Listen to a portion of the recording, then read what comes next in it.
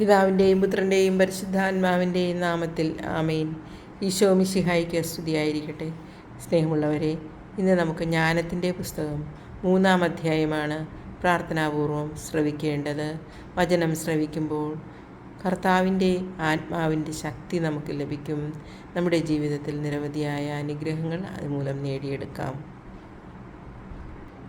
ജ്ഞാനത്തിൻ്റെ പുസ്തകത്തിൽ നിന്ന് 3-ാം അധ്യായം. നീതിമാൻ്റെയും ദുഷ്ടൻ്റെയും പ്രതിഫലം. നീതിമാന്മാരുടെ ഒരു ആത്മാവ് ദൈവകരങ്ങളിലാണ്. ഒരു ഉപദ്രവവും അവരെ സ്പർശിക്കുകയില്ല. അവർ മരിച്ചതായി ഭോഷന്മാർ കരുതി അവരുടെ മരണം പീഡനമായും നമ്മിൽ നിന്നുള്ള വേർപാട് നാശമായും അവർ കണക്കാക്കി. അവരാകട്ടെ ശാന്തി അനുഭവിക്കുന്നു. ശിക്ഷിക്കപ്പെട്ടവരെന്ന് മനുഷ്യദൃഷ്ടിയിൽ തോന്നിയാലും അനശ്വരമായ പ്രത്യാശയുള്ളവരാണവർ. ദൈവം അവരെ പരിശോധിക്കുകയും യോഗ്യരെന്ന് കാണുകയും ചെയ്തു. അല്പകാല ശിക്ഷണത്തിന് ശേഷം അവർക്ക് വലിയ നന്മ കൈവരും.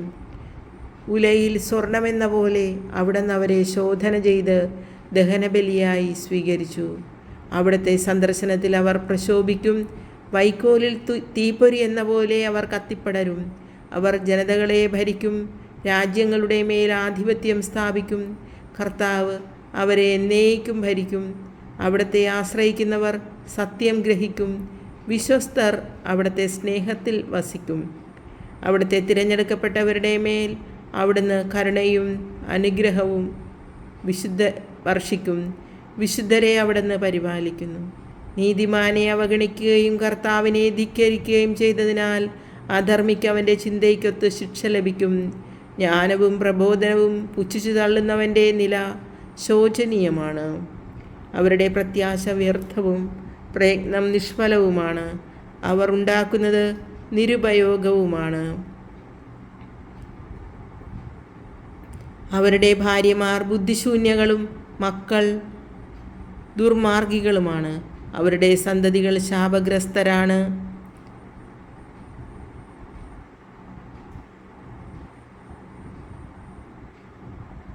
പാപകരമായ വീഴ്ചയിൽ ഏർപ്പെടാത്ത നിഷ്കളങ്കയായ വന്ധ്യ അനുഗ്രഹീതയാണ്.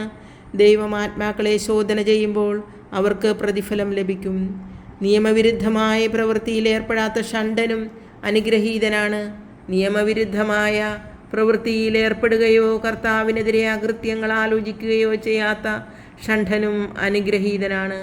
അവൻ്റെ വിശ്വസ്തതയ്ക്ക് പ്രതിഫലം ലഭിക്കും. കർത്താവിൻ്റെ ആലയത്തിൽ അവന് ആനന്ദകരമായ സ്ഥാനം ലഭിക്കും. സൽപ്രവൃത്തികൾ മഹത്തായ ഫലമുളവാക്കുന്നു. വിവേകത്തിൻ്റെ വേര് അറ്റുപോവുകയില്ല. വ്യഭിചാരികളുടെ സന്തതി പക്വത പ്രാപിക്കുകയില്ല. നിയമവിരുദ്ധമായ വീഴ്ചയുടെ ഫലം നശിക്കും.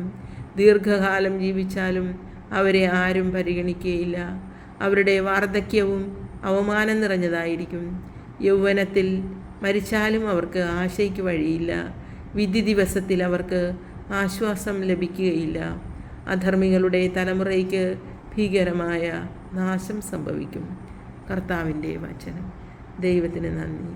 സ്നേഹമുള്ളവരെ, ഈ നിമിഷങ്ങൾ അത്രയും വചനവായനയിൽ പങ്കെടുത്ത നിങ്ങളേവരെയും ദൈവം അനുഗ്രഹിക്കട്ടെ എന്ന് ഞാൻ പ്രാർത്ഥിക്കുന്നു. ആമീൻ.